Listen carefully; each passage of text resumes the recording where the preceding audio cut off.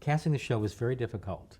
The first casting session we had with Linda Lowy, who was our wonderful casting director, the first person to come in was Hal Sparks, got cast immediately.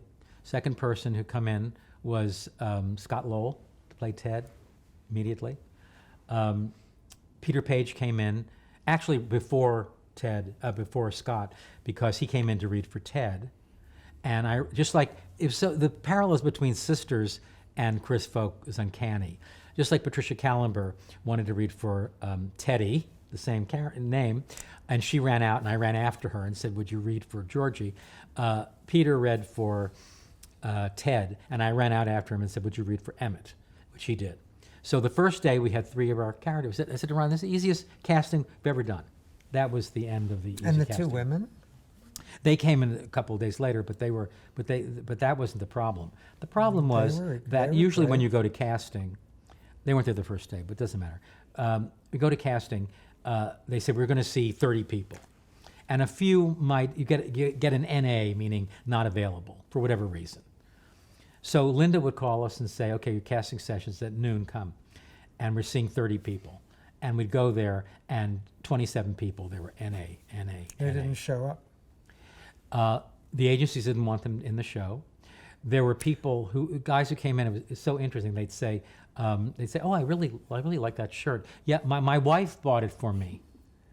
Well, can I stop you for a second? I want to make it very clear that the casting of this show was so impossible. It was so difficult, so unlike Sisters. Not one agency sent anyone in for the show, actors or writers. They wouldn't touch our show. I think actually one actor came in from William Morris, from our agency. No other agency sent anyone, and our own agency sent one actor, and I'd like to make that very clear and be on record for that. And that goes for the writers. It was so hard, although they did send in writers, but the actors... It was an untouchable project. It was an untouchable show. And we had, so we found Randy Harrison we had a casting director in New York, and we couldn't find anyone here, and she kept saying, I can't find anyone. Finally, Ron and I said, could we see the tapes ourselves? So we would go through, and finally we found Randy, and we said, well, why wasn't he even considered? And that's how Randy got the part. She didn't send us his tape. We said, could we see the ones you didn't send us? Right. And that's how we found her Randy. recommendations were nothing what we saw for the part. We could not cast the part of Brian, and finally we had to go into, what you do is you bring your picks, and usually you have to bring 2.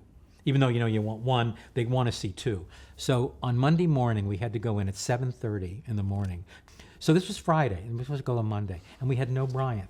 We had one actor who said he would do it, but only for 1 season.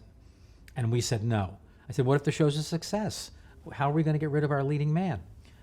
So it was 4 o'clock on a Friday, and Linda Lowy calls and says, he's here. I said, what do you mean? He said, he's here, Brian's here, come see.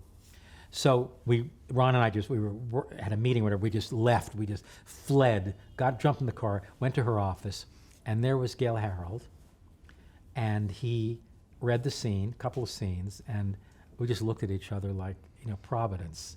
I mean, this person was so perfect. And we said to him, we didn't give the British show or our script to anyone except the Gail, because Gail had the most to do in terms of the graphic nature, the sexual nature.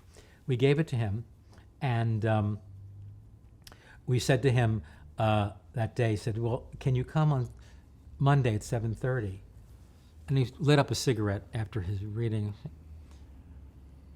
No, can't come. What's the matter, Gail? What do you mean? He said, well, I'm with this theater company and we're striking the set. The show's closing on Sunday and I have to strike the set. I'll be there all night. I'll be there all night. I can't come. So he said, Gail, here's the script. Here, please think about it. And the next day, Ron and I we're writing, and we get a call, and Ron picks up the phone and he says, hello. And on the other end it says, hello, this is Brian Kinney. And that's how we got Gail. and Gail went in. He was he was brilliant. In fact, Showtime runs the show for, I call it our Christmas Carol, because every Pride Month, every June, they run the whole series. And we hadn't seen it in years, and we watched a lot of it this past year. We hadn't seen it in so long. And everyone was wonderful in the show. Gail was just extraordinary.